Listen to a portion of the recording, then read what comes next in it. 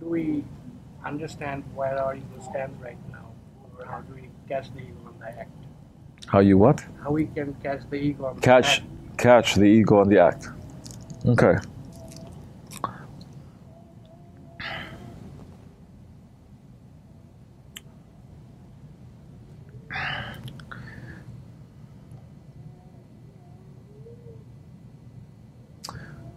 Especially when you are just entering.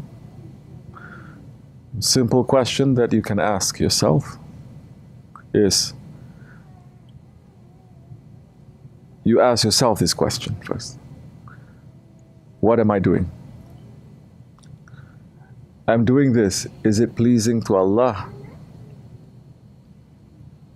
Or is it pleasing to myself, my ego? You understand? Simple question. In whatever that you're doing, you're sitting down, and you notice. Because tariqat is for people who will notice, who will observe, who will watch themselves. You understand? Tariqat is for people who are meditating. Meditation means you become not meditation, Buddha-style meditation, but meditation, tafakkur, understanding where you are. What is it that you're doing? What you have done before? What you want to do? So thinking. Think, as the Quran is saying, think. Why don't you think? We have created you to think. And Allah is praising, His Prophet is praising people who think. There is a way to think. There is a way to think. Shaitan thinks also. The angels also think. Munafiqs also think. Unbelievers also think. Prophets also think. You understand? The friends of Allah, they also think. Now, which way you want to think? This is when you enter into tariqat, you make up your mind, you commit. It's just like a marriage, you commit. How are you going to think? Now you're going to think. You have a guide. You're going to try to think as much as you can according to the guide. Why according to the guide? Because it's representing the Prophet. Why is that necessary? Because Prophet leads us to Allah subhanahu wa ta'ala. La ilaha illallah Muhammadur Rasulullah. So now you're going to ask yourself, simple question. If you're sitting down, I'm sitting down like this. Is this pleasing to Allah? And I said, it's okay. What do you mean it's okay? Is it pleasing to Allah? Because there's a way to sit according to how the prophets and the saints they sit. Simple example. And there's a way that you sit that is according to your ego or according to unbelievers. For example, in Islam, it is against the sunnah for men to sit like this. The way that you're sitting like that is one of the sunnats way of sitting down too, especially when you're eating. When you're eating, that is eating on the floor. You understand? So now you become very observant for simple things that you do, whether it is sunnat or it's not sunnat. Why it's important to be sunnat? Because Allah loves the Prophet. So what if I don't do? It's just sunnat. Allah is not going to love you too much. Hazrat Musa alayhi salam is saying, what can I do for you?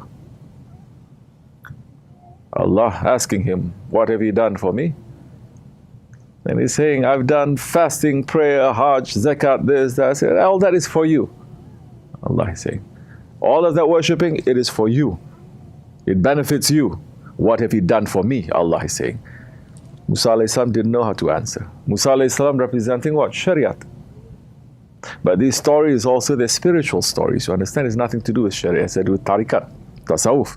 And Allah is saying, love those whom I love. Then hate those whom I hate. Leave those whom I leave. So just by loving whom Allah loves, that time you're doing something for the sake of Allah, for Allah subhanahu wa ta'ala. Who does Allah love most? Holy Prophet alayhi salatu. Finish. And protecting the sunnah, this is what Ahl Sunnah means. We're protecting the sunnah. It's not just imitating the sunnah, but protecting it against different ideas, against different beliefs, against different, for 1,400 years, different things come all the time. But the Ahl Sunnah says, no, we have to protect the Prophet's sunnah. We're keeping it, we're not going to change it. Until these times. Yeah. So you keep the sunnah. Then you're going to slowly, you're going to start doing things that's only pleasing to Allah, because pleasing to your Lord makes you feel pleased too, because that is the reason of your creation. And slowly from the actions to your words, to your thoughts, then you're going to start finding, how am I going to learn this better, easier? And when you take a guide,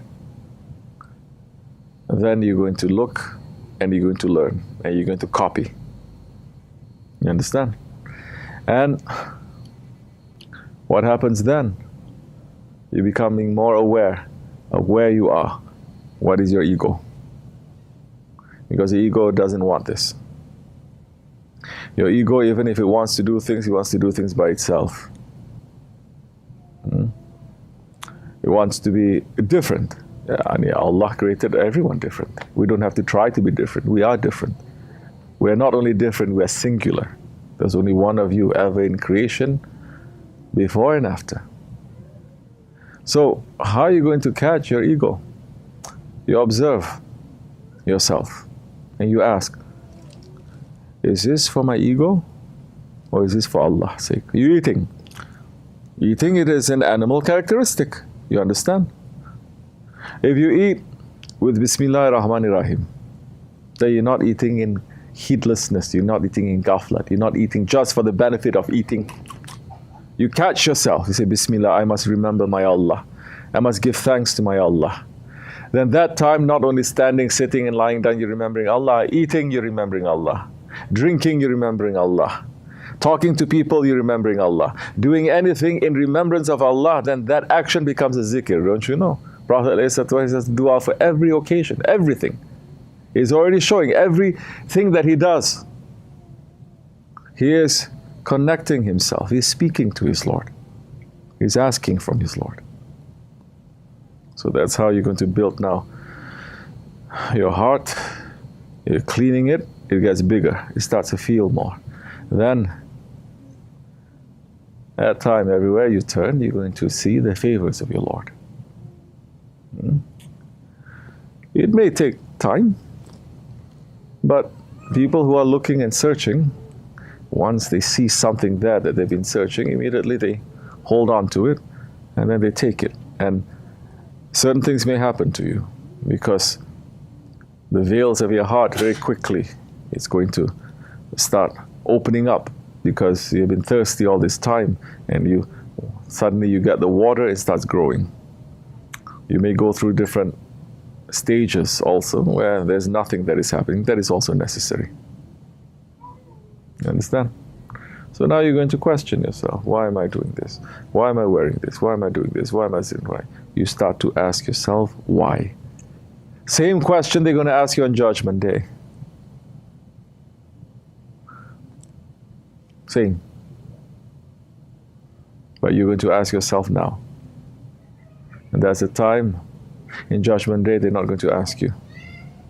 You already asked yourself. You make mistakes.